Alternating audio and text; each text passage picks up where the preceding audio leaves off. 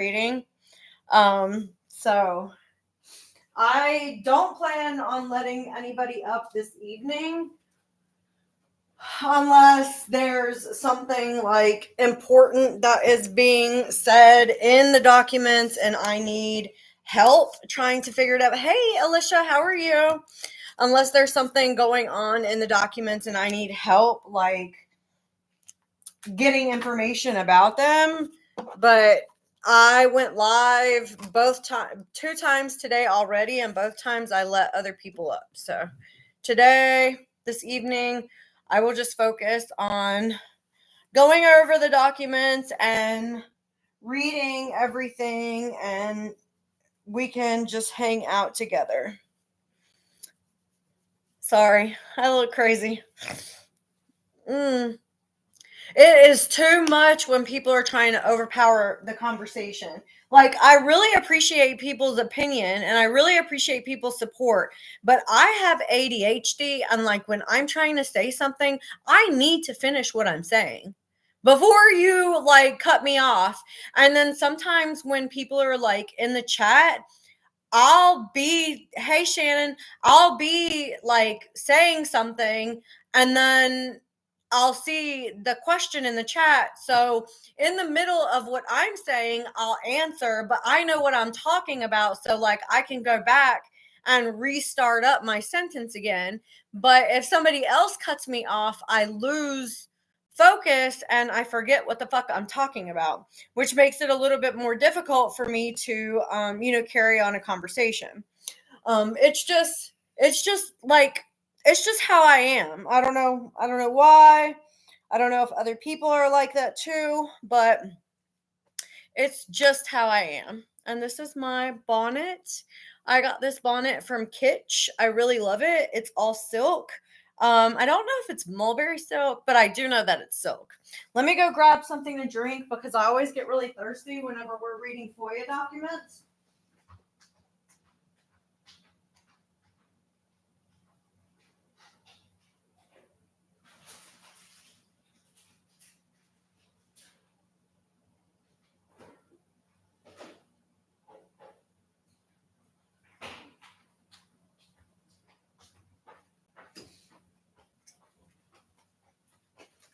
It's so quiet in my house. I love it. It's so quiet. I love it. Thank you. Thank you, Maria. It does keep my hair from getting frizzy. It also helps it to like retain a little bit more shine. And I guess the best way to describe is it keeps your hair like healthier. And if you don't have a silk pillowcase, this is going to protect your hair from cotton pillowcases because cotton draws out the moisture in your hair and causes you to have like dry hair, dry scalp, that kind of stuff. So I love I've been wearing a bonnet on my head for like, I want to say 2 years, and I can definitely see the difference in how my hair looks now as opposed to what it looked like before. What do I think about if Ken will probably break up with Gypsy? Did you watch the new? I did. I did watch the new episode of Life After Lockup, and I will say that I think Ken is incredibly stressed out. I don't think that he was fully aware who Gypsy was whenever they reconnected, right? And she immediately got pregnant after they reconnected. And now he's kind of trapped in this situation that he wasn't fully prepared for.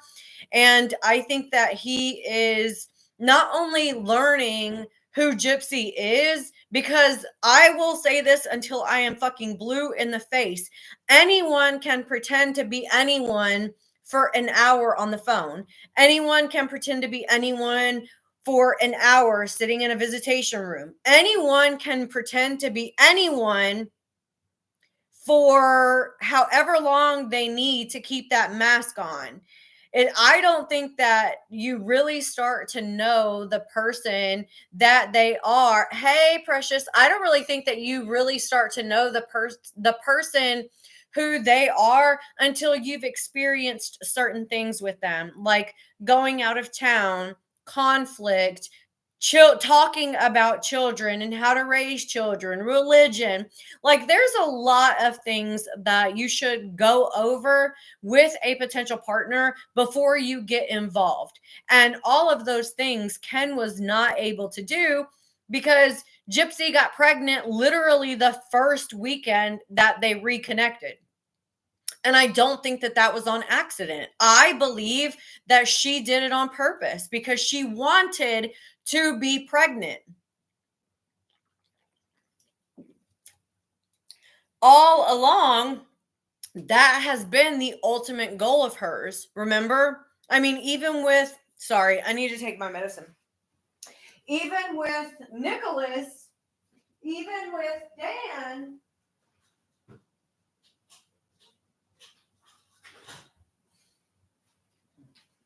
y'all, it's not medicine. I take magnesium. I take a lot of magnesium.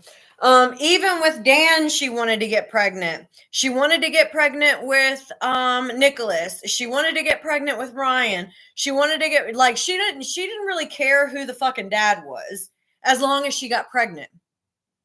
The dad could have been Joe homeless guy on the street. She wouldn't have cared as long as she got a baby out of it. She wanted a baby for the wrong reasons. She wanted a baby for attention. And I honestly, thank you, Shannon. I honestly feel like the reason why she wanted to be pregnant is because she wanted to feel normal, like a normal woman. Growing up with such limitations all her life because of her illnesses,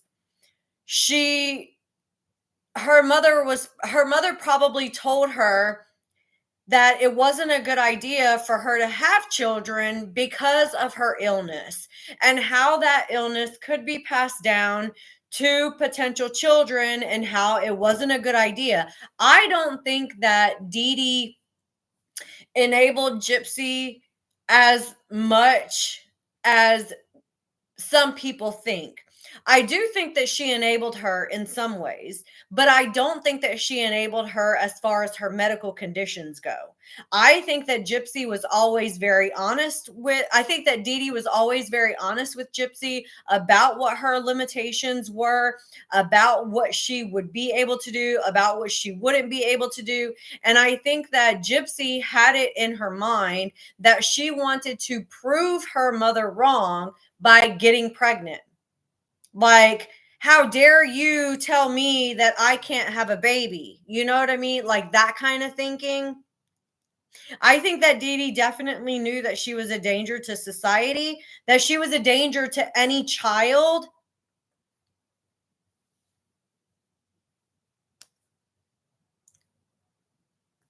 I didn't hear that, Nicole.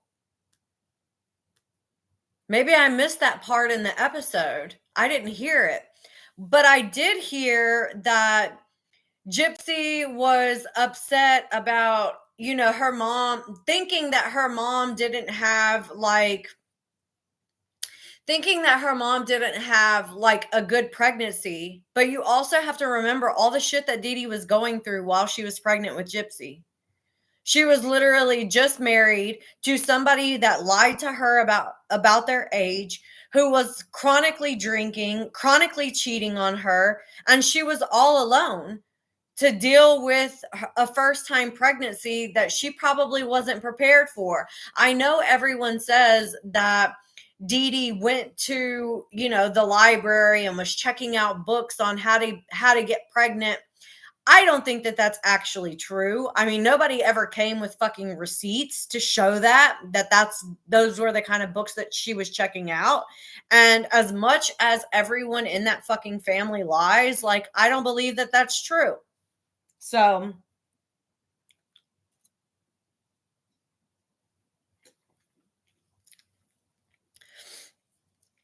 And I think that Dee Dee did have a hard time with being pregnant with Gypsy. I mean, she was going through a lot as a young mother pregnant for the first time. I don't believe that Dee Dee ever told Gypsy that she hated being pregnant either. I really don't. I think that Gypsy didn't like being pregnant. I think that Gypsy thought that being pregnant, who knows what she thought being pregnant was going to be. But I think that she didn't like it. I don't think that she liked growing. I don't think that she liked anything about being pregnant. I mean, the girl was literally not eating so that she could lose weight during pregnancy. Who does that? I've never heard of anyone. I've never heard of anyone. What is the right way to say this? I've never heard of anyone purposely losing weight during pregnancy. Yes, it ended up being an inconvenience to her, just like the baby, just like having the baby. Y'all, Gypsy is a big user of the narcissistic toolbox. And she uses and discards. And I just made a video about this a little bit ago that I posted today. And I think that having the baby was always about proving a certain point, gaining a certain level of attention. And I believe that it was always for a purpose. I don't think that, hey, Alyssa, I don't think that she ever really wanted a baby. I think that she wanted the idea of having a baby, but not the actual responsibility of taking care of a baby. Hey, Katie. Hey, Miranda. Hey, Steph. I don't even think that it was necessarily to keep Ken. I think that there's a lot of reasons why Gypsy got pregnant, but I think a lot of it is because she liked the idea of what a baby could do for her, the attention, the plot, the long-term game. I don't think that Dee Dee got pregnant to trap Rod.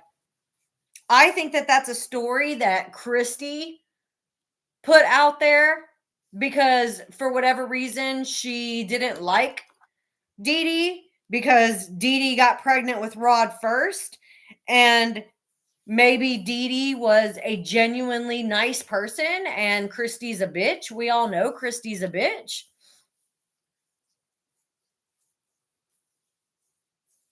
Sarah, I don't know what you're talking about.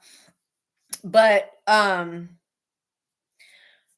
I don't think that Dee Dee got pregnant to trap anyone. I think that that was all made up.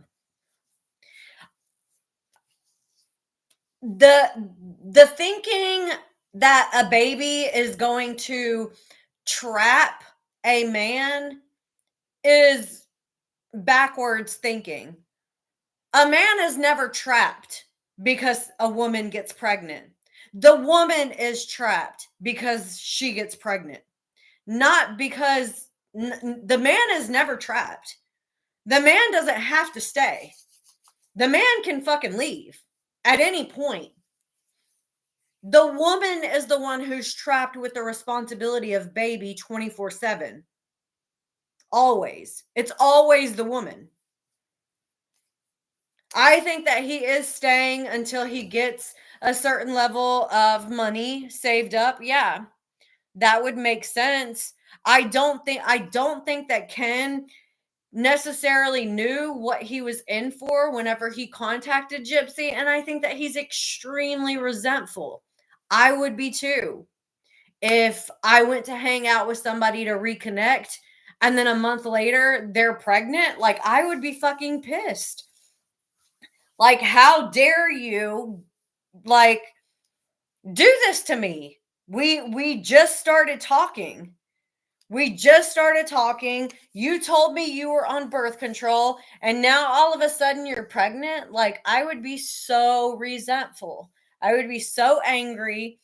I would not know how to process that information.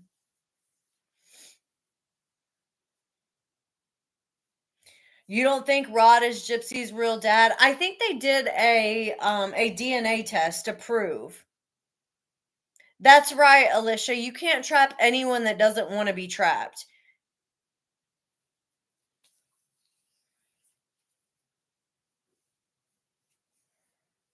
She uses everyone and discards them.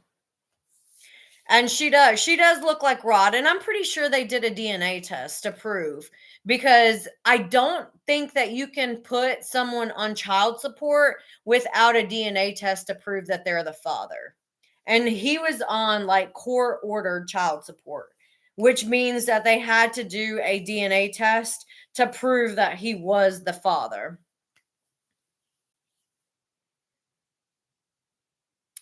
I personally, I think that everyone writes to Gypsy in a sympathetic kind of way. Like, I'm sorry about what you're going through. Just know that there are people out here that support you, kind of thing. And I think Gypsy is so well calculated in how she manipulates people that anyone who gives her the slightest bit of attention, she is going to grasp onto them and love bomb them into believing that they should have a relationship with her. And I think that that's what she did with Nicholas. I think that that's what she did with Dan. I think that that's what she did with Ryan. And I think that that's what she's doing now with Ken. Any male attention that she gets, she's holding on to for dear life. What do we know about Dan? That he was a 30 no that he was a 40, 50 something year old man, that he was married with children. Somebody said that there's content creators that have been talking to him here recently. I don't know how true that is, but somebody said that he's communicating with content creators on TikTok. So I guess we'll see. I haven't heard anybody saying anything about communicating with Dan, but there are a lot of creators on TikTok that talk about Gypsy that I don't follow. So I don't know. Thank you, Yogi Kelly. Nina is okay. That makes sense. From the person that told me, that makes sense. Do you know what she's saying about it, Karma?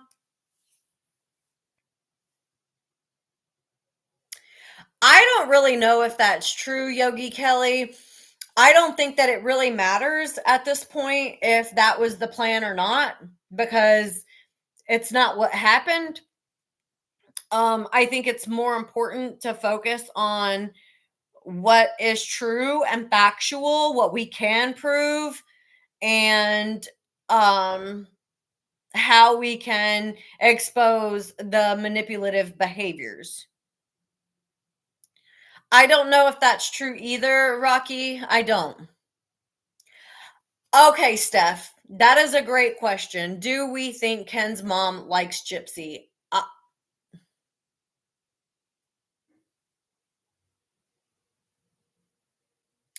Oh my gosh. Hold on. Somebody reported me. Give me a second.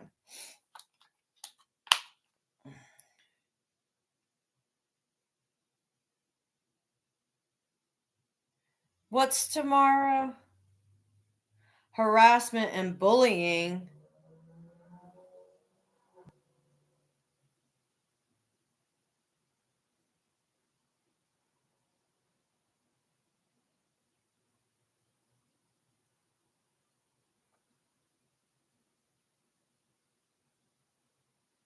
Harassment and bullying. How is it that I always get violations for harassment and bullying, but I when I was in the same live where Bree was talking about how um how Bree was talking about she hoped Gypsy would reoffend on me, they didn't end her live. How is it that they're always appealing mine? Is it people going into my live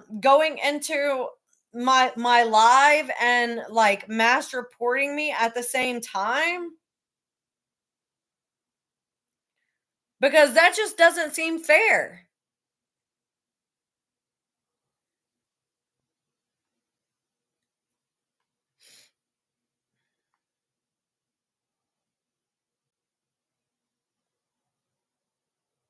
Bobby, I don't think that there's any way to know a real person no matter how much time you know them, no matter how much time you spend with them, especially someone like Gypsy who is constantly masking who she is and who is constantly mirroring in order to like in order to manipulate other people that she's trying to manipulate. She's constantly not being herself. So I don't even think Gypsy knows how to be herself. I think that she's always playing a role of who she thinks others want her to be. Even now, like those dance TikTok trends that she's doing,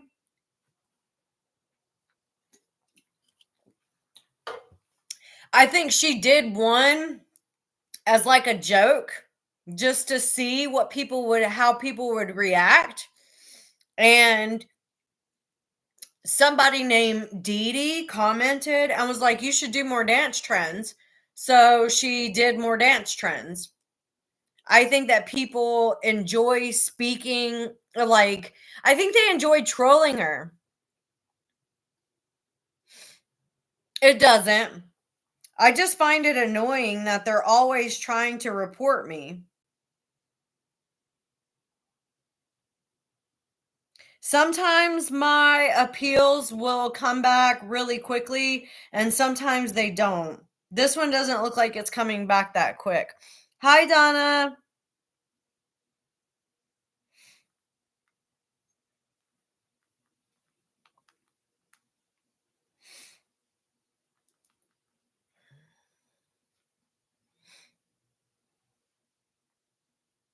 Exactly. The BTK killer, he masked who he was from everyone for over 30 years. Exactly. And if you think about the happy face killer, he also masked who he was for from his friends and family for God knows how long. So people who have a fair degree of sociopathy and psychopathy are able to mask who they are. They're able to be whoever you need them to be in that moment. And Gypsy is really good at that. I won't lie. She is very, very good at pretending to be who she's very good at pretending to be who she thinks people want her to be. I hate it when I get reported. That's so fucking annoying.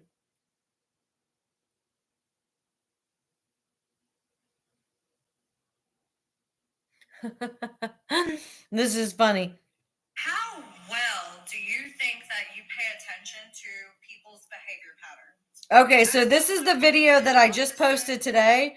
Let's watch it together and you can tell me what you think. How well do you think that you pay attention to people's behavior patterns? As someone who is autistic and has ADHD, I pay attention to patterns really well. I would say my pattern recognition skills are probably a 9 out of 10. And one pattern that I have noticed with Gypsy Rose Blanchard's behavior is a narcissistic characteristic trait called use and discard. The use and discard method is basically like emotional ghosting, but with a little bit of a villain arc. Once they feel like they've gotten what they needed or you stop serving their emotional, physical, or ego needs, poof, they detach, devalue, and drop you like. And somebody wrote in the comments, I know it, it says Dee Dee, it says, I know my daughter too well. Bree is next. And then somebody else wrote, Liz, Bree is next.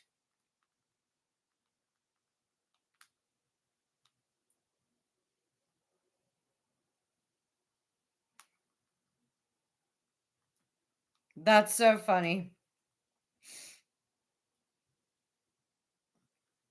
If you want to go and watch that video, it is posted up. Hey, Kane, how are you? So, the whole reason why I wanted to go live tonight was because I wanted to read some of these documents. I was hoping that I'd be able to go live on both TikTok and YouTube, but it seems like Gypsy's people keep reporting me. Let me go grab my charger and then we'll start with the documents.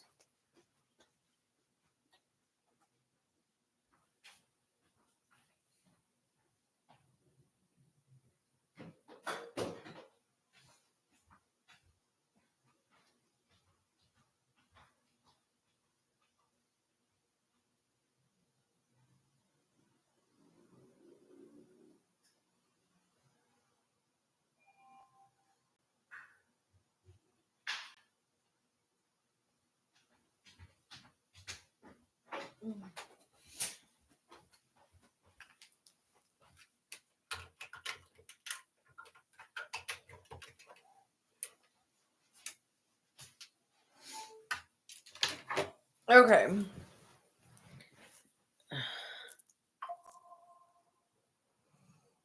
Yep. The use and discard method. Well, Gypsy displays a lot of narcissistic characteristic traits. I mean, everything that you can think of that a narcissist does, Gypsy does.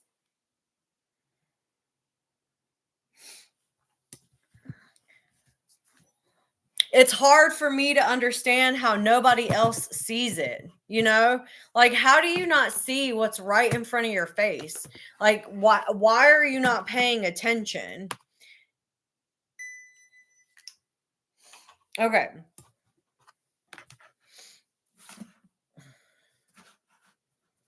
I find that I feel like what's happening on social media with Gypsy, like what the kinds of things that she's putting out into the universe, I think that she is going to be exposed. I think it's coming.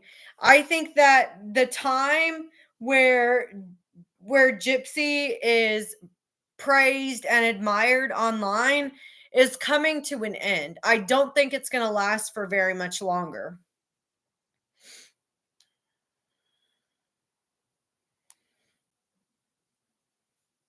Because more and more people are seeing the truth. So the last time we were reading the Foia, they were talking about Dan and Gypsy. So it says Dan and Gypsy made plans for their future together. He would testify that the next morning they woke to find Gypsy's mother, Dee Dee Blanchard, in the house. Dee Dee claimed the identifications were wrong. Gypsy was underage and told Dan to stay away.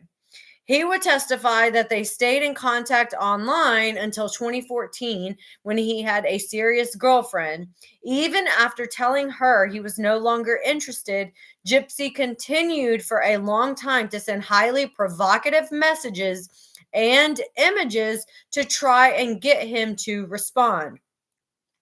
Gypsy learned that he and his girlfriend broke up and mentioned that she had a boyfriend, Nicholas Godejohn.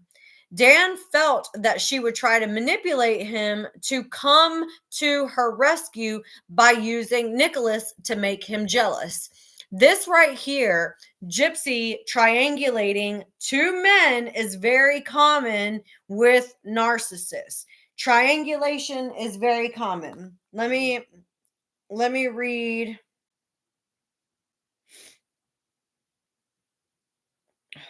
I thought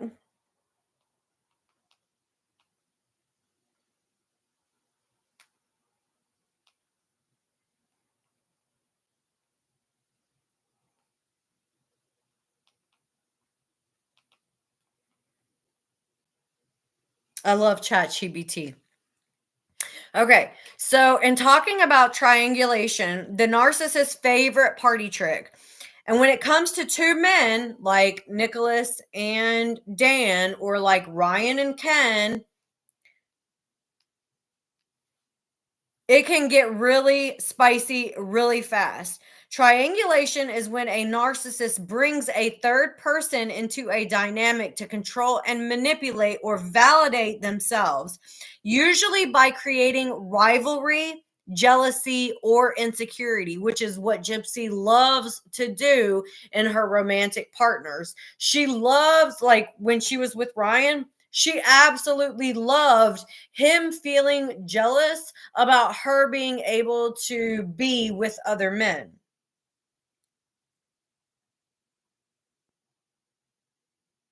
And what she'll do is she'll compare things. She'll say, like, oh, you're such a good listener. Unlike Ryan, he just doesn't get me the way you do.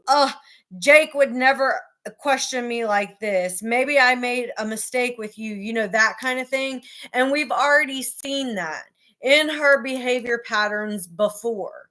Everything that she's doing now on national TV on her show is the same shit that she was doing with Dan and Nicholas. We're just seeing it now on a TV screen rather than in secret through the phones. Mr. Glidewell would testify that Gypsy messaged him in June of 2015, close in time to the murder, asking to meet for coffee and to say goodbye. He did not know if she wanted to have sex or to just say goodbye, but he thought it better off not to go, and he didn't go. He will testify that he learned after the fact that Gypsy's mother was dead when she asked to meet with him. Counsel's failure to investigate and call Dan Glidewell as a witness at trial resulted in prejudice to Mr. Godejohn. Allie Noble. Allie Noble was identified at trial as a person Nicholas communicated with via Facebook. Messages between her and Nicholas were introduced and published to the jury as State's Exhibit number 147. Counsel was ineffective for failing to investigate and call Allie Noble to testify at trial. Had Mrs. Noble been called, she would have testified regarding conversations, including conversations on social media with Nicholas Godejohn and Gypsy Blanchard. Counsel failed to investigate and call Allie Noble as a witness at trial, resulted in prejudice against Mr. Godejohn. Counsel was ineffective for failing to cross examine and to investigate and present the above evidence and witness to the jury at trial to support a theory of defense and contradict the state's theory. Nicholas was prejudiced in that the jury did not hear the evidence and it allowed the state to argue in closing, unrebutted, that Gypsy did not manipulate Nicholas into killing her mother. Further, the state was able to argue to the jury without any contrary evidence being presented by the defense that Gypsy was the submissive sex partner of the relationship and that Nicholas was the dominant one who was always in charge. And that Nicholas's motivation to commit the crime was based on a desire to have Gypsy as a sex slave, which we all know that that's bullshit. Amelia, they kicked me off saying that I was being bullying and harassing people.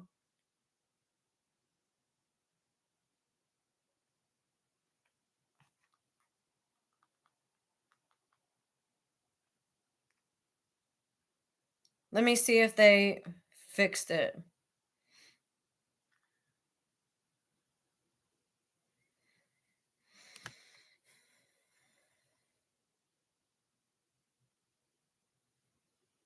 Not yet. It's still, it says under review. They they reported me for bullying and harassment. I don't know what I said. I'm annoyed. Yeah, I wanted to watch those videos. I think I saw one of them, Donna, but I don't think that I've seen any others. Thank you, Amelia. There is reasonable likelihood that had counsel presented the evidence and testimony from the above witness that the outcome of the trial would have been different in that Mr. Godejohn would not have been convicted of murder in the first degree and armed criminal action and sentenced to life without parole and 25 years. Counsel's ineffectiveness resulted in prejudice to Mr. Godejohn, and a new trial should be ordered. Ineffective assistance of counsel, failure to timely object to the state's mental health evaluation of Movant pursuant to Rule 25.06.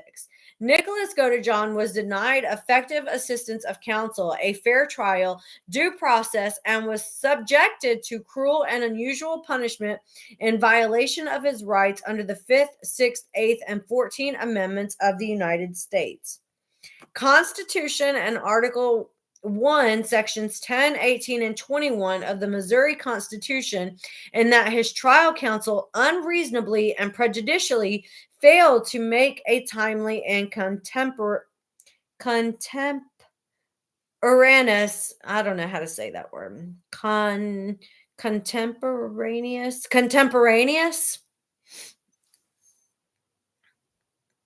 Oh yeah, I love Morgan. She's very astute, she's very to the point, she's very direct, she's concise. I love her. Objection to the state's pre-trial mental health evaluation of Mr. Godejohn. Counsel failed to exercise the customary skill and diligence that a reasonably competent attorney would have exercised under similar circumstances. Mr. Godejohn was prejudiced as a result.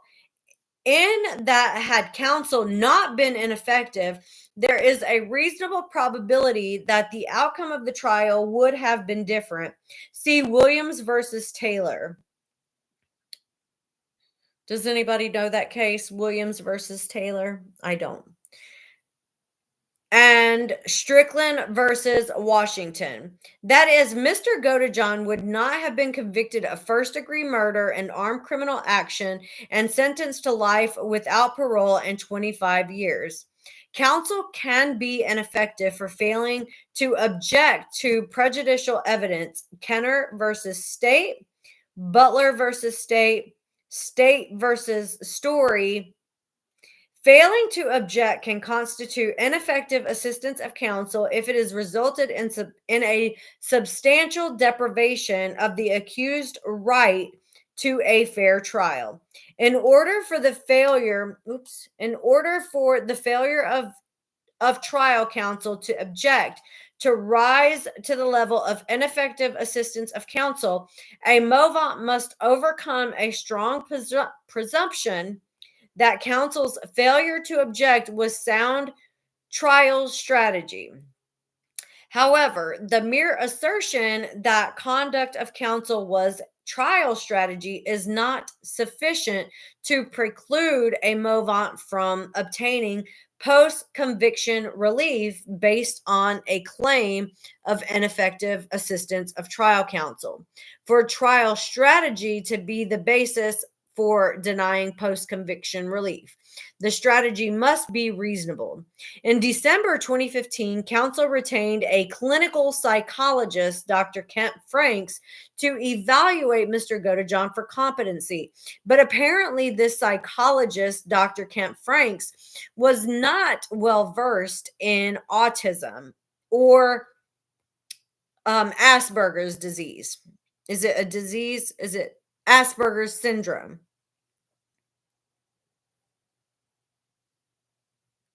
That's awesome, Sharon. She's really sweet. You can tell she's got a good head on her shoulders. Morgan does. She did deep dive. I don't think I've seen those. I'll need to go back and check.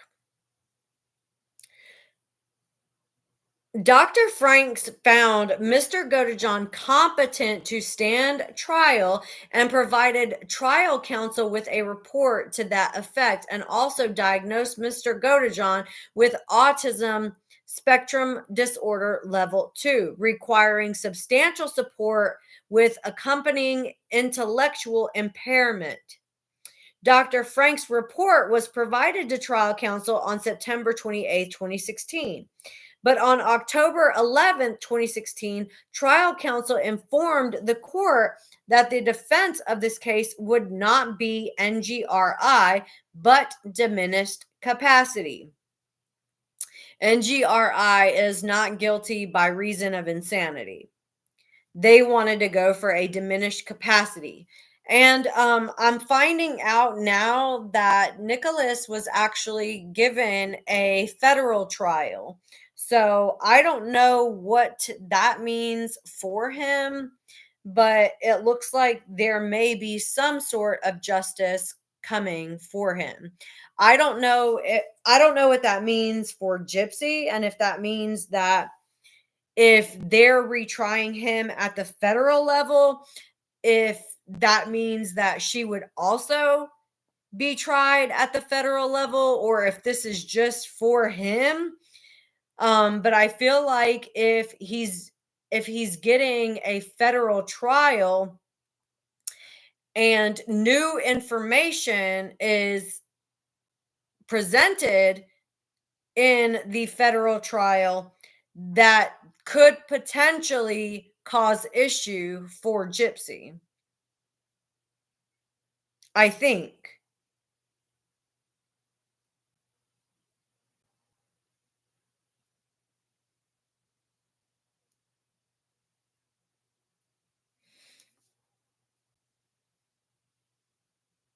On October 11, 2016, the prosecutor filed a discovery motion pursuant to Rule 25.06. That's what I thought too, Abel. I hope I pronounced that right. That's what I thought too. That would she have to be present, or would she just have to give like her testimony? And would they be able, if they were able to call her to the stand, would they be able to use anything that she had said on the stand previously in order to like prove that she was lying about things that she said before? Like, could they hold her in contempt of court if she wasn't being honest?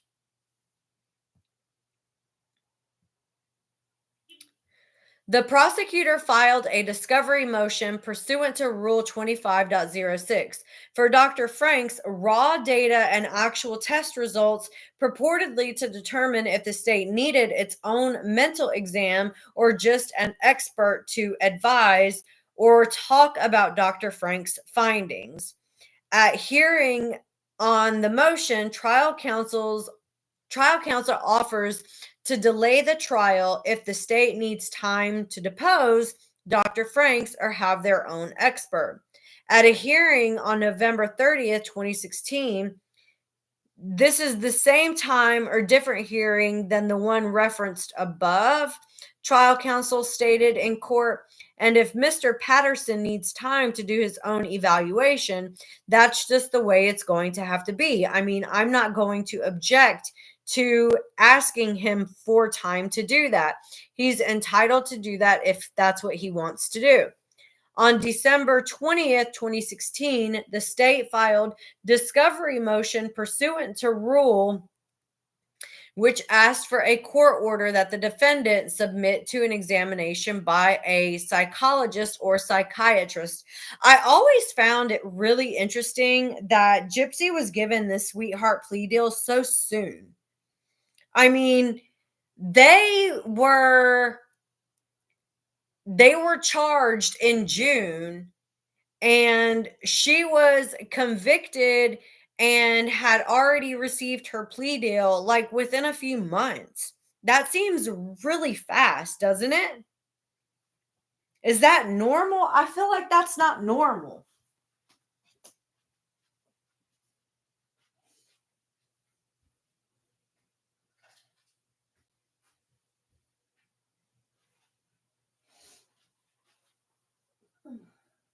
Oh my gosh, my dog's got his balls everywhere. Right? Am I right to think that that's not normal? Okay. Da, da, da, da. Yes. My question is, why did they offer her a plea so quickly? It feels like they weren't even fully done, like investigating the case for her to get this plea deal so fast. Right. It seemed really quick. And why? Why so quick? Was it because they knew that the longer they waited, the more evidence was going to come out, the guiltier she was going to look? So they tried to rush everything so that her deal would already be put in place. Hey, Susie, that her deal would already be put in place and they wouldn't be able to go back on the deal that they already made, which still seems shady, in my opinion.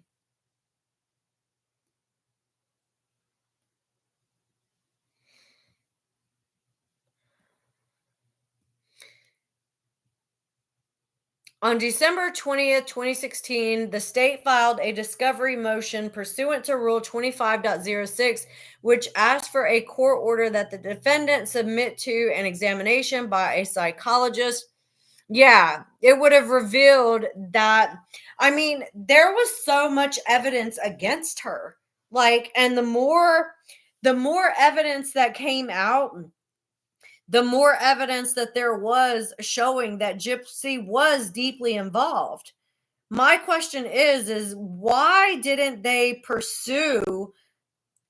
Would there have been a way to redact her plea deal?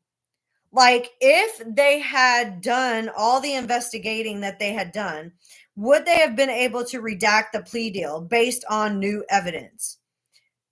If that would have happened that way, it feels like they didn't give it enough time, that they were rushing the situation. And I think that they were rushing the situation because they knew how bad it looked on Gypsy, the one who planned everything.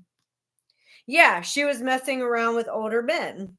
There were a lot of things that pointed to Gypsy being a sadomasochist. I was playing one of these videos earlier. Let me see if I can find it again. Mm-mm-mm.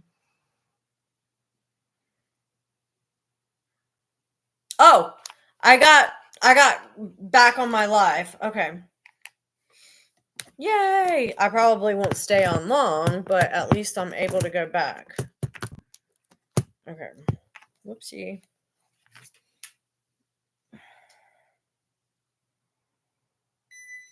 Okay. You gotta rearrange things. Oh. Hey y'all, I'm back. So I got booted off the live for bullying and harassment, which I don't know why there was any bullying and harassment, because I didn't bully anyone, nor have I ever harassed anyone, but that's what they claimed. So I filed an appeal and it worked. Yay. Okay, here's the video that I played earlier. And this was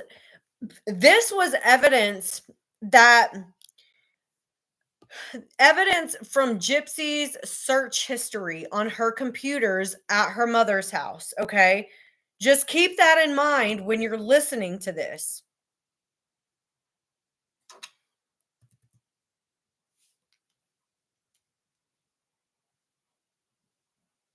Mm.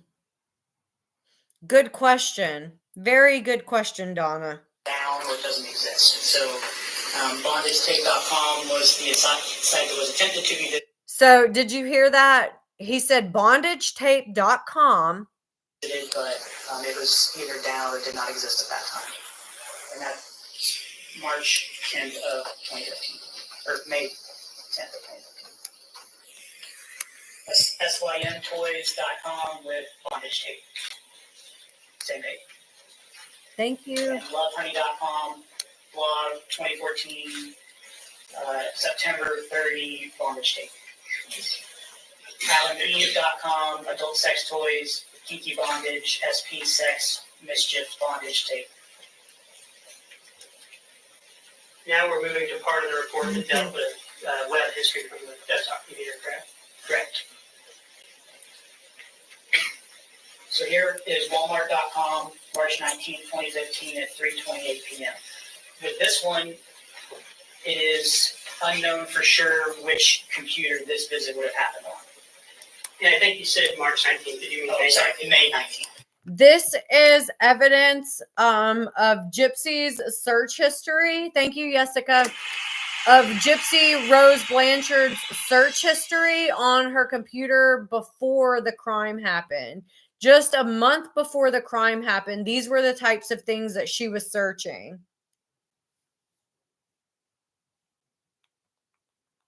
Oops. Yeah, I think you said March 19th. Did you mean May 19th? From there, we're going to switch back to the fave icons on the desktop computer. And did you find things associated with that visit to Walmart.com on May 19th? Possibly on that day. So that is a Walmart.com search for bondage tape. Bondage tape. A Walmart.com search for taser. Tasers. A Walmart.com search for knives. Knives.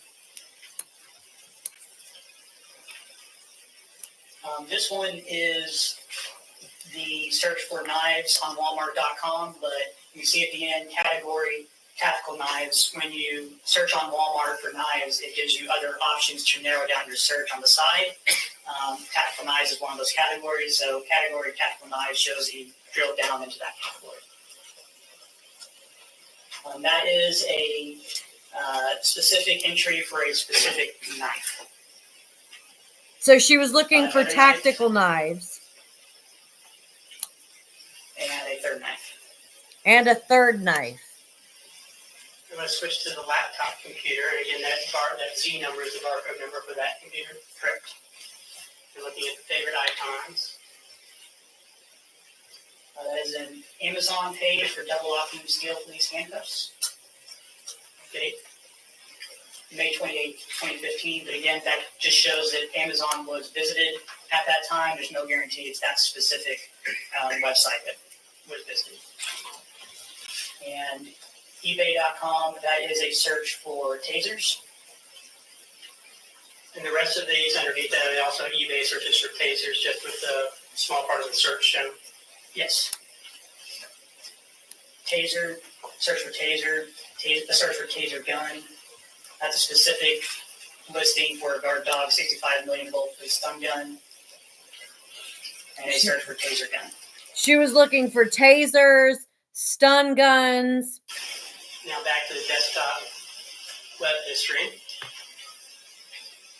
That is a visit on. You're trying to tell me that this girl was able to search for tasers, guns, dildos, bus tickets, Google Maps to search for addresses, but she didn't know how to ask for help?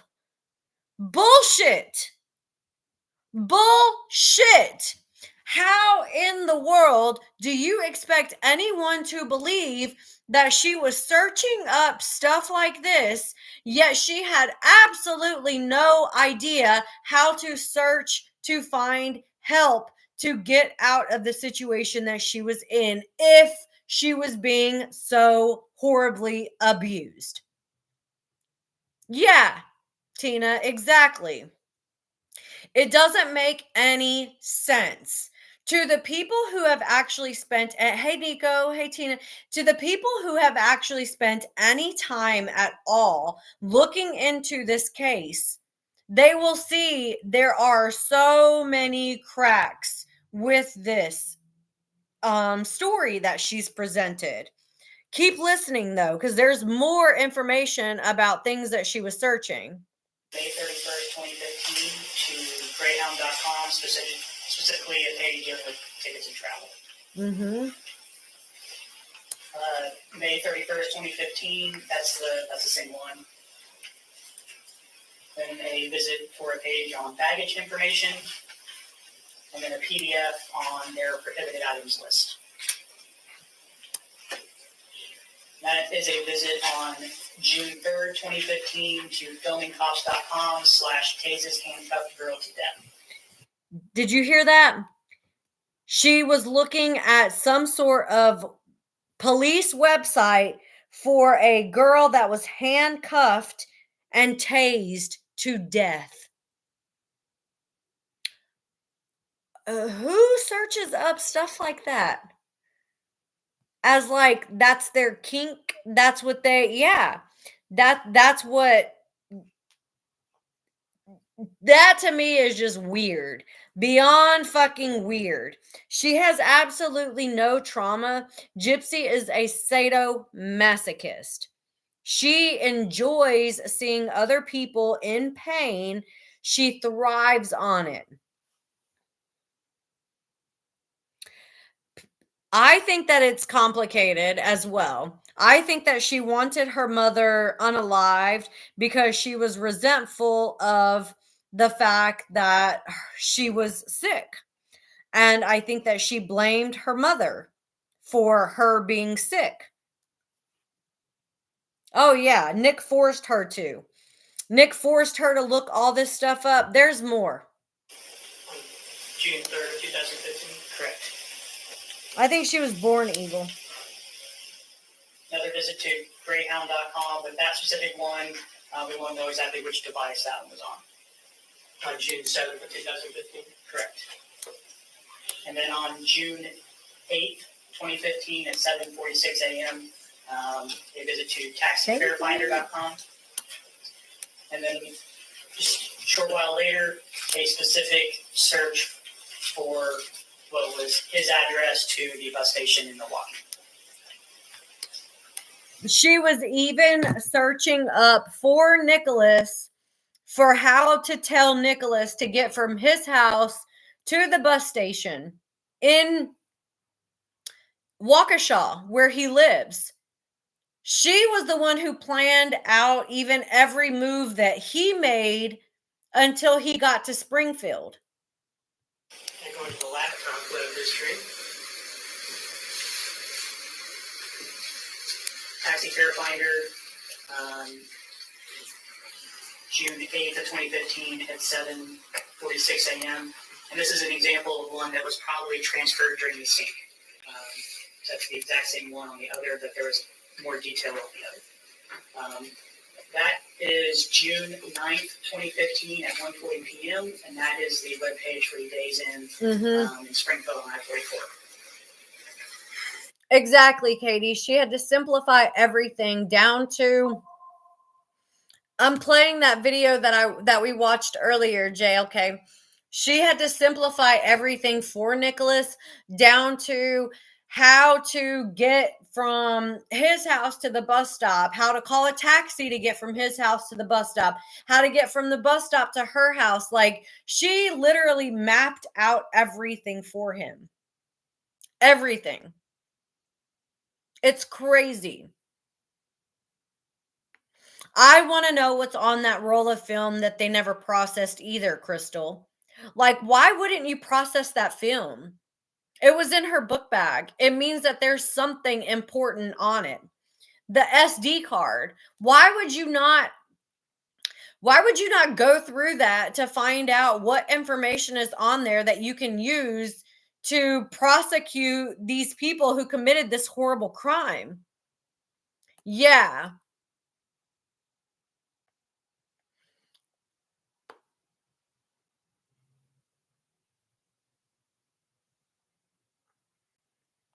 I wonder if there's a way for us to get that information now. You have, Donna, you've studied her astro chart. There was another girl who studied her astro chart too. What was her name? She's on YouTube. I can't remember her name. There's still a few more things on this video. All of that there is consistent with logging into the hotel Wi-Fi of the Days Inn in Springfield on I-44. And that was June 9th, 2015 at 5:42 p.m. If I understand you correctly, so like when I go to the hotel and I check in and I want to get on the Wi-Fi, I turn on my computer, and when I do that, she was the one who signed on to the Wi-Fi at the hotel. She was the one who literally did everything. Nicholas didn't have any role to play in this crime at all, other than actually committing the crime. He didn't do anything. She literally did everything. All of these searches and everything are from her computer. Her computer. First thing I have to do before I can go to Google or Amazon or whatever is I have to log in to the hotel's Wi-Fi system. Yeah, most places require you to do that.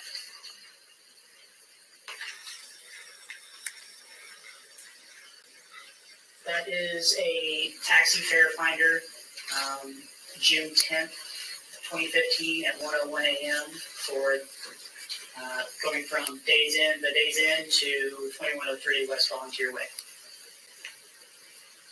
And I agree, Crystal. 1:14 a.m. A Google Maps lookup for that same address. Crystal, I'm sorry, Donna, what do you mean there's nothing for the child in her chart? What does that mean? Hey, Mandolin. Hey, Blessed. Blessed, I think that Gypsy did the other 13 because she has this weird fascination with the number 13. What does that mean that there's nothing for the child in her chart? Does that mean that the child doesn't exist in her chart? Like, is she going to do something to harm that baby? Is that what the chart is saying? Like, let's hope not. I would never want to see anything bad happen to a baby. However, I do believe that Gypsy is a danger to her own child. I don't think that she has any motherly instincts. And I think that she wanted this baby to fulfill her desire, her need. And now that like the reality of being a parent has set in, I don't think that she wants to be a parent anymore. I think that she is looking for a way to put all of the responsibility on Ken, but Ken works. So, like, how can you put all the responsibility on him when he's working a full-time job? Unless she forces Ken to stop working. And I don't think that that would be a good idea, because if she forces him to stop working, that means that he's solely reliant on her for financial security. And anytime you are reliant on an abuser for financial security, the abuse ends up being worse because they know you can't leave because you're relying on them for financial security. TikTok kicked me out of the live also. No, I didn't notice that, Mandolin.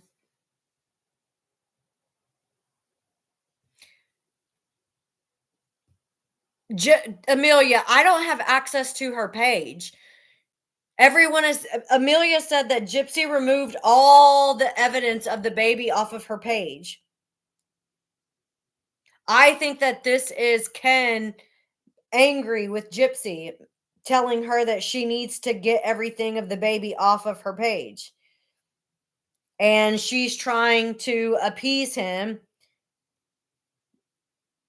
because he's mad at her for showing that video of the baby crying. And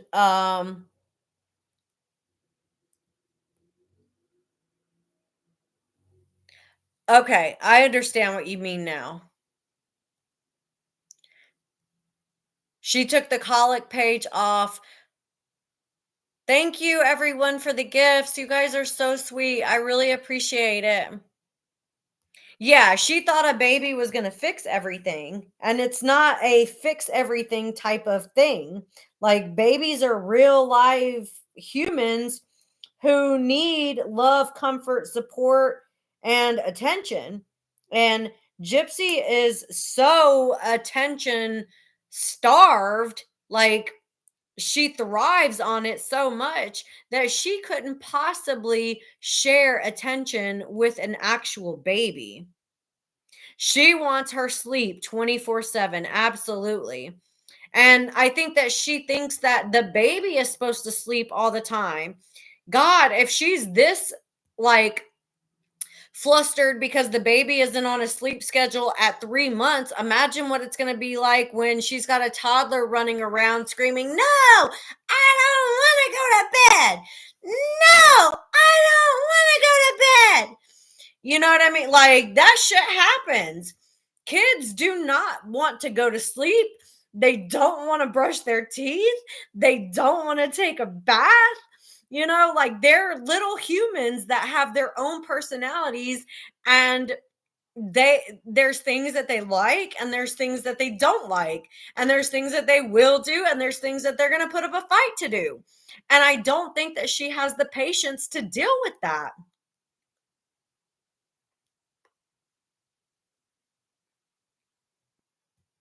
I can see her giving the baby, what's that stuff called? Melatonin, to put the baby to sleep.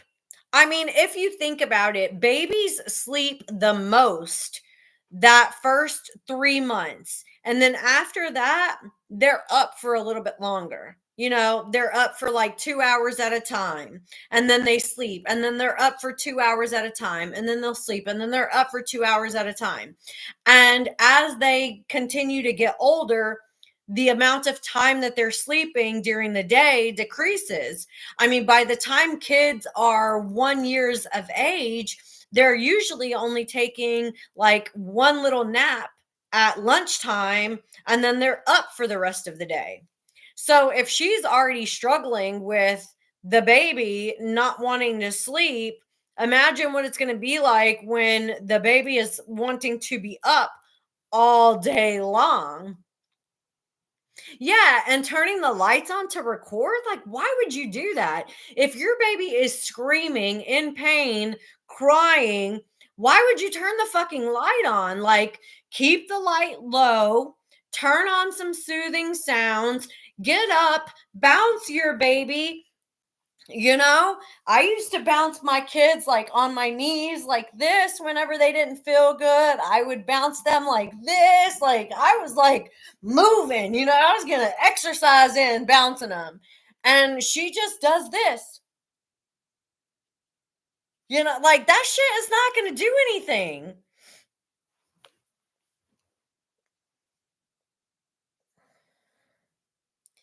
I hope that lump on the baby's arm is bad lighting or the bend in the baby's arm. But I don't know. I don't want to be accusatory. It did look suspicious. Yes, Crystal, I did. And I'm like, you found freedom in having a child? Like, girl, do you not know what having a child means? There's no freedom in having a child.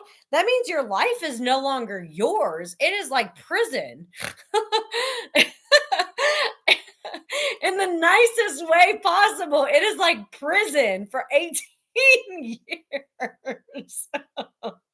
I love my kids, but it is like, your life is not yours anymore. You are totally devoted to this other human being that needs life, love, food, nurture, support, attention, housing. Like, your life is not about you anymore. It is about that child, and you have to do everything in your power to ensure that that child has a good life. It is certainly the opposite of freedom.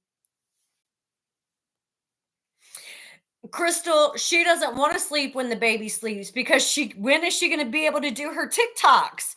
When is she going to be able to toot that ass? Toot that ass. You know, like, come on.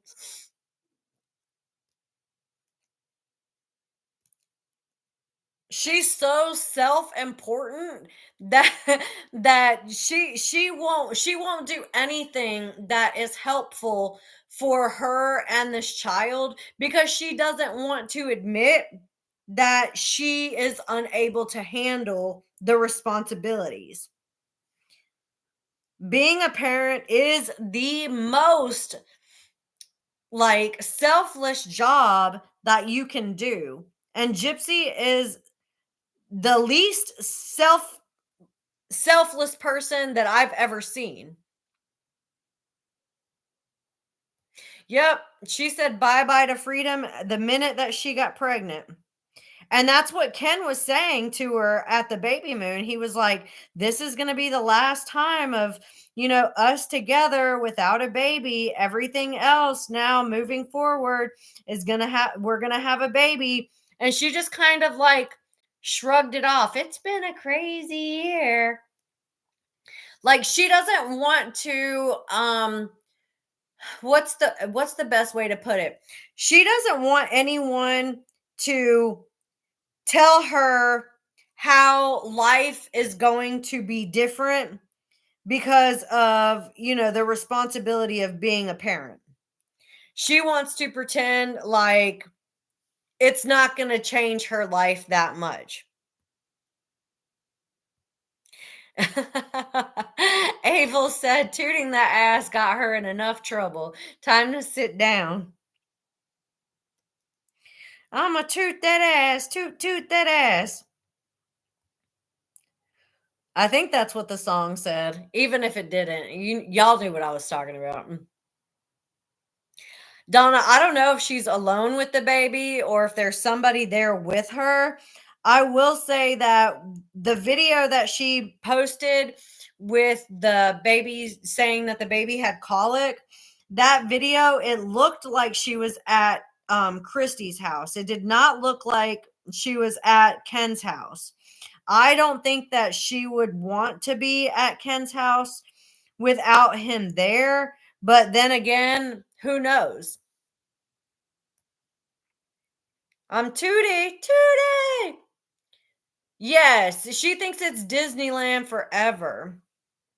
Like being a parent is just this one big fantasy. She doesn't understand that responsibilities are real, you know? I don't think that she wants to understand that responsibilities are real. I think that anytime someone tries to um not necessarily hold her accountable, but like make her more self-aware of how big some of these responsibilities are, some of these decisions that she's making, I think that it angers her. I think that she doesn't want people to tell her what life is going to be like because I think that she wants to live in this place of delusion where everything is perfect and there's never any stress and everything just always works out the way that Gypsy wants it to work out because Gypsy is so used to getting everything that Gypsy wants. Yeah, feed, burp, and sleep. She's already putting her baby in front of the fucking TV. The baby's only 3 months old. Why are you putting the baby in front of the TV? Like, what? Why would you put the baby in front of the TV? It's literally a baby. I've never seen somebody put a 3-month-old baby in front of a TV talking about sensory. No, that you don't do that. You don't put a baby in front of a TV at 3 months old. They're still trying to get their eyes developed. Thank you for the follow, Sunshine. I don't think that she handles being alone with the baby well either. I personally believe that everyone is afraid to leave Gypsy alone with the baby because she doesn't have patience. And I also believe that they see that the baby, that she's awkward with the baby. And somebody wrote in the comments on my last video that, like, oh, she's a new mother, she's still trying to figure it out, and she's nervous. Like, why would you be nervous around your own baby? That just doesn't make sense. You're trying to tell me that she's nervous around her baby and that's why she looks so uncomfortable? I don't think that there's going to be a third year of the show because Sharon, the ratings were way down. I think that that's why they moved the show from 9 o'clock to 10 o'clock, because the ratings were so bad. Yeah, babies are born with their eyes open. It's just a lot of things that they say and a lot of things that they do are so weird. Amira, I agree. I don't think that she's going to be relevant next year. I think that she's trying desperately to hold on to any sort of relevancy that she can. But in order to be in the spotlight, you have to find a way to have longevity, right? You have to be able to reinvent yourself and be accepted by society when you reinvent yourself. And the thing with Gypsy is that her trying to rebrand as an influencer is failing because nobody wants to see her as an influencer. You know, nobody wants to see her as an influencer. They know what she did and they know that she committed a crime. And the people who are not necessarily hateful of Gypsy, but are not in support of her having a platform, are not going to allow her to rebrand. You know, we're not going to make it easy for her. And she says all the time that she didn't want things to change. She wanted things to stay how they were. Well, you have to remember that before, when Gypsy and Dee Dee would go out and they would go to events and things, Gypsy was, the attention, and she was always getting positive attention. Positive attention. Now, she never got any negative attention. I mean, think about it. She was made to be like a local hero, you know? So every time they went out and did anything, she was praised. They looked at her like a survivor, a hero, a person to admire. She wants that to continue.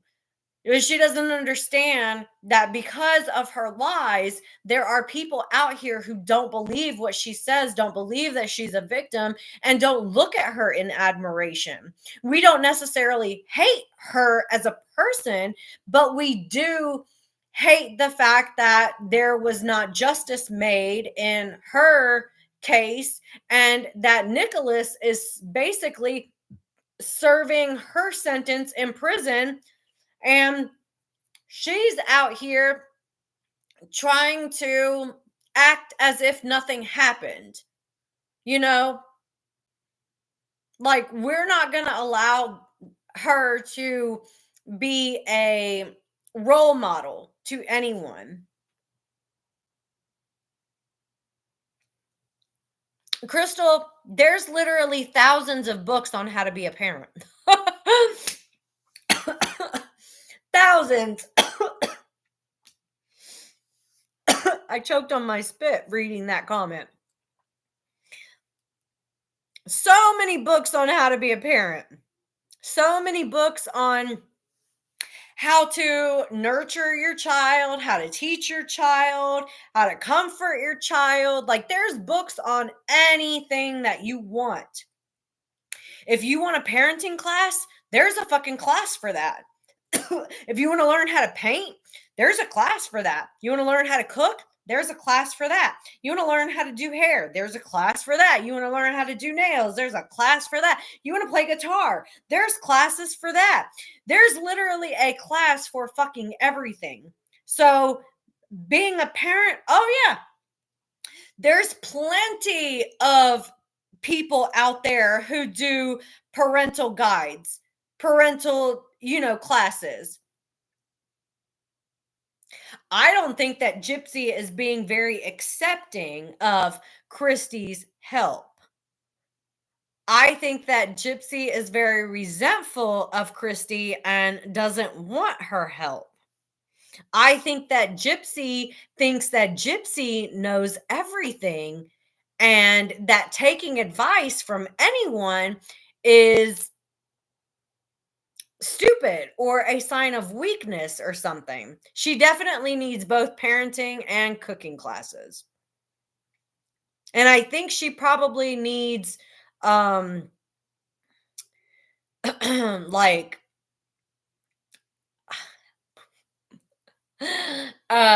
like real life therapy, like real life skills, life skills, like how to manage your money, because it seems to me like she loves to spend. Like, girl, buy me an iPhone. I need a new phone.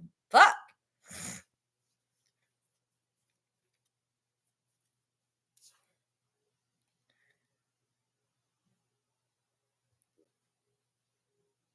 She needs a home economics class. She needs to learn how to sew. She says she knows how to crochet, but you never see her talk about anything that she knows how to do.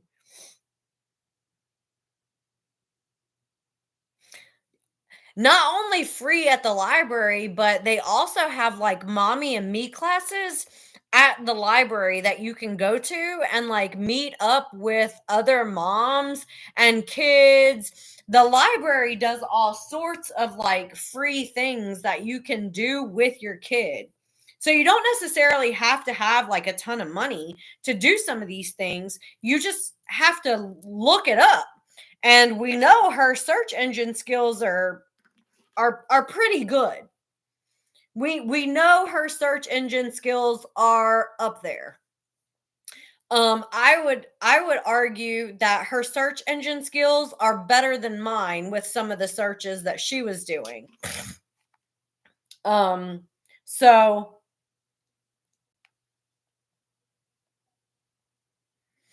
there was another video I wanted to show you guys. I watched it earlier. So this was Gypsy growing up and all her princess dresses and everything. She claims that she had such a horrible childhood, but Gypsy Rose Blanchard from prison. Let's go through her many iconic costume moments. A huge fan of Disney and princesses, Gypsy devoured each look, starting with her as Cinderella, which she met Prince Charming in and wore to the movies to see the live-action Cinderella remake in March 2015, an occasion recreated in the 2019 miniseries The Act, which added white gloves in one episode. Her best look was Giselle from Disney's Enchanted, a fully decked out ensemble topped with a curly red wig and a poofy ruffled white dress just like Amy Adams wears in the 2007 film. Gypsy was truly the belle of the ball in this Belle costume from Beauty and the Beast, one also homaged in The Act, and might I add, with Joey King as Gypsy looking pretty good in it too. And we can't forget Ariel, which Gypsy dressed up as on a trip to Disney World with a fiery red wig and a seafoam look how green old dress she just is. like Ariel wears in the parks. An Ariel-inspired wig also makes an appearance in The Act, and this birthday hat with a yellow braid and purple outfit give every bit Rapunzel, a character Gypsy personally identified with. This portrait of Gypsy depicted her in a look inspired by Annalise from the Barbie movie The Princess and the Pauper, and shares an identical hairstyle, crown, and dress, while the 2019 miniseries version is more in line with Disney's Princess Aurora, as seen in the pointy collar and neckline. And lastly is this adorable home video of Gypsy as Esmeralda from Disney's The Hunchback of Notre Dame. This Luna Lovegood ensemble, and Minnie Mouse with Minnie herself. I hope Gypsy... all of those outfits, and she wants us to believe that her mother didn't dress her up, she didn't have nice clothes, that she was always dressing as a boy, that she never got to do anything fun or that she wanted to do. And it's like, girl, there's there's evidence out there that proves that you got everything you always wanted. Everything that you wanted, you got. And it just annoys me that there are so many people out there who don't want to know the truth. Oh, did y'all see that Gypsy posted on her page that there was that she made a donation to the Make-A-Wish Foundation? Somebody else posted their receipt from the Make-A-Wish Foundation. I'm 42 and I've still never been to Disney. They posted their receipt from the Make-A-Wish Foundation whenever they did their donation, and the receipts they're not the same. And it looks as though the one that Gypsy posted was forged.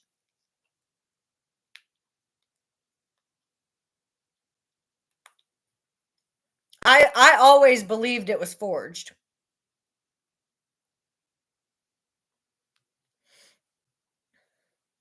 Tarantula lady, we're gonna have to go to Disney together. I'm 42, gonna be 43 this year, and I've still never been. Yeah, it was too general. It didn't have any of her actual information on it. I bet that she printed it. I bet that she printed it offline. You're going in and out, Lucky. I'm sorry. It's expensive. So maybe my daughter and I can go like in a couple of years. We're going to New York this summer. I don't know, Sharon. I don't know. Yeah, she probably forged it. I think she forged it.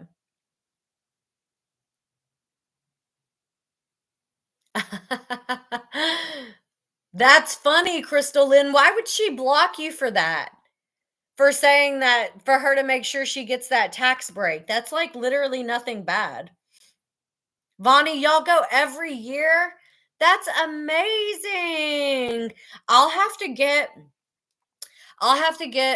my travel agent to plan the trip for us. I'm getting my travel agent to plan my trip to New York, and so far going to New York is not terribly expensive.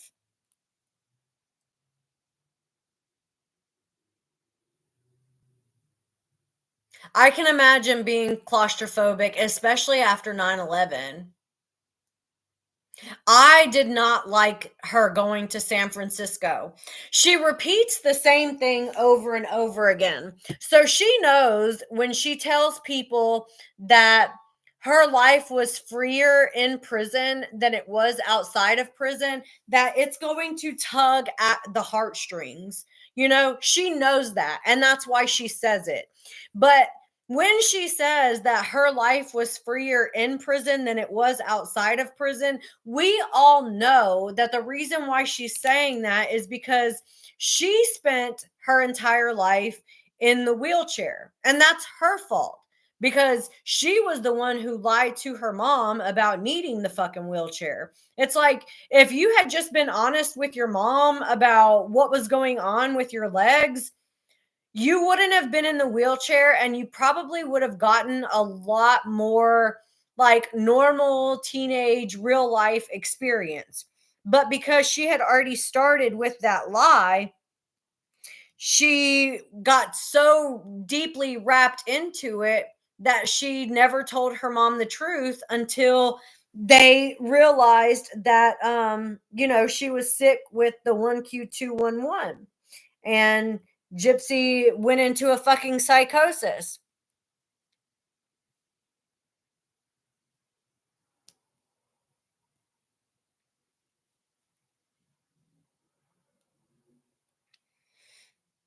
I wonder, we're going to be staying like actually in Times Square. Is that near where the World Trade Centers were? I have no idea. I've never been. A lot of people were like, "Oh, you don't need a travel agent," but I'm like, I'm kind of bad with logistics and I get lost really easily. Like when my daughter and I went to Italy, I got lost and I didn't have my phone wasn't working. So I like had to ask for help to get everywhere. Um, I'm very challenged, like logistically. I'm trying to get better, but I have a hard time with logistics. I just do. Trade centers were in Manhattan. Is that not in Times Square? I don't know. I don't know. We are gonna go see Wicked. We're gonna go see Wicked on Broadway. I'm so excited. Look at a map of Manhattan. Yeah. Okay. Susie, I just said we're gonna go see Wicked on Broadway. I'm excited about that. And my daughter wants to do like shopping and that kind of stuff. Crystal, I don't think that she did maneuver that wheelchair in that house. So they moved into that home in does anybody know what year they moved into that home? Was it 2009? 2010?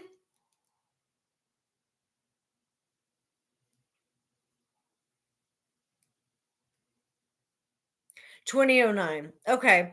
So when they moved into that house, I'm almost 100% certain that Gypsy was up walking around. And her mom had to have known that.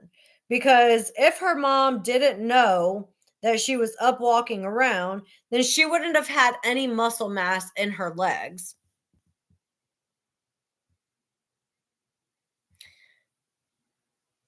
Susie, I'm having everything planned out for me.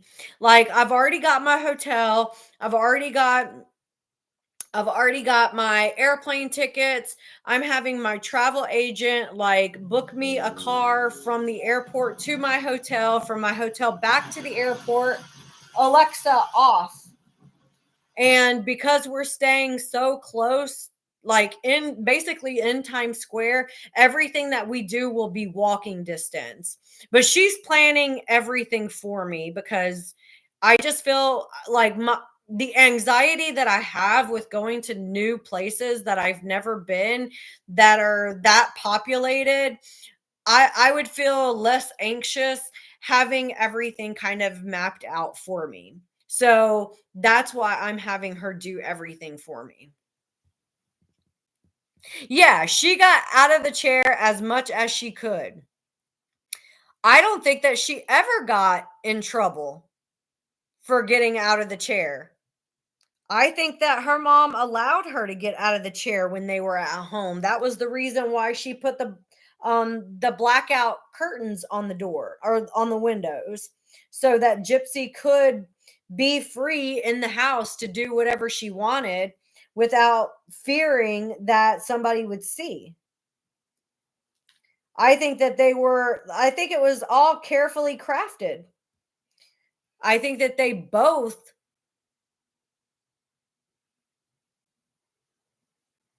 I'm not going to be driving at all. Everything that we're going to do in New York is close to where we're staying and like a short taxi ride or a short walk.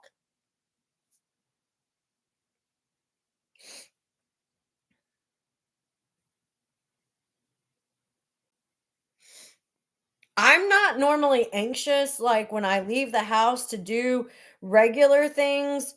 And like, even though Charlotte is a pretty big populated city, I'm not nervous to go into Charlotte because I've been going into Charlotte by myself since I was like 11 years old.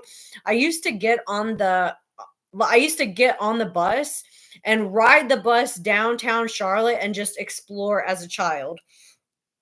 How I was able to explore at 11, 12, 13 years old without a parent, don't ask me, but I did. My mother didn't have a lot of supervision on me, so I was able to, go downtown and explore a lot, which I love doing. I would go into the big hotels and just like walk around and enjoy like seeing all the stuff inside the hotels. Yeah, I'm shocked I'm still alive too. Like, as a kid, going downtown Charlotte by myself on a bus. You did that at 13 too? It was so much fun. It was so much fun. Um, but Charlotte is a city that I know, because I've been here all my life. I was also that comfortable in Atlanta, but I've also been to Atlanta a few times. New York is a place that I've never been, and it's like the one of the biggest cities in the US. So it's a little nerve-wracking for me. But I'm excited to go, and I think we're going to have a really good time. And I believe that with having everything kind of planned out for me, it'll help me to not be so anxious when we go. My birthday is in July, so that's when we're going, cuz it's going to be like a birthday trip for myself. Like a happy birthday to me, you know?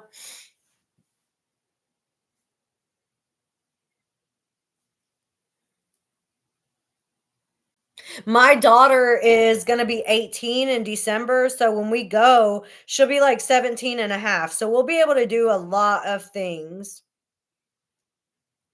Like, she's not a little kid. Oh my gosh, Donna, I'd love to see those. Oh yeah, when they were outside, I'm sure her mom did not allow her to walk.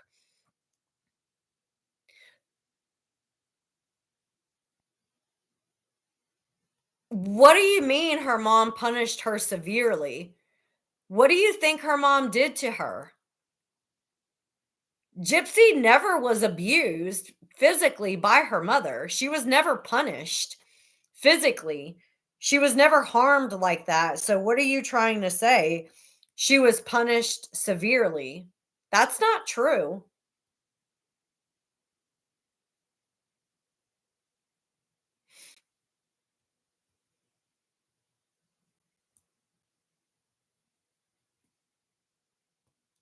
Yeah, this person, Jessica, is saying that I'm right about the house, but she's talking about when they were outside that Gypsy tried to rebel and dropped the chair a few times, but her mom punished her severely.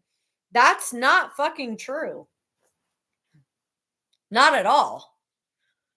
Gypsy was never physically harmed by her mother in any way.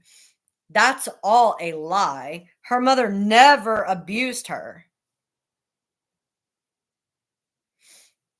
All right, you guys, I gotta get going. I can't believe it's almost 10. We had a really good conversation. I have like a lot of free time for some reason. Um I haven't been there just hasn't been a lot of work. I'm trying not to be depressed about it. I'm trying to just like go with the flow and just enjoy living. But it is a little scary that I don't have a lot of work right now. Um, it is a little scary, but I guess that just gives me more time to hang out with you guys. So I will be back tomorrow. Yesterday or this morning, I went live at like 9. So if you want, I can see you. You know, a way to keep me busy. um, I'll see you guys in the morning. I'll do like a get ready with me or something like that. Thank you, Pink. Thank you. Thank you. Thank you. Thank you, Lucky.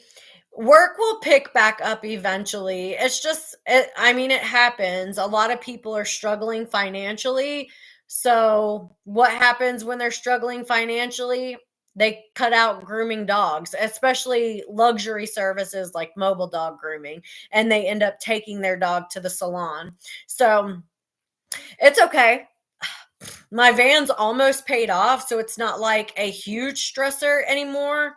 Um, because I have April and then May, and it's paid off totally. I am so excited. I am so excited.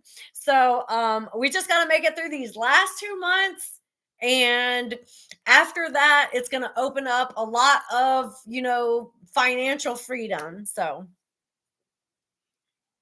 yeah, all she said was her mother was overprotective, never that she was abusive. I'm so excited. It's finally paid off. Yeah. Y'all have a good night, and I'll see you tomorrow. We'll start the day with like a get ready with me, and then I'll be back like when I'm done for the day. I'll see y'all tomorrow. Bye.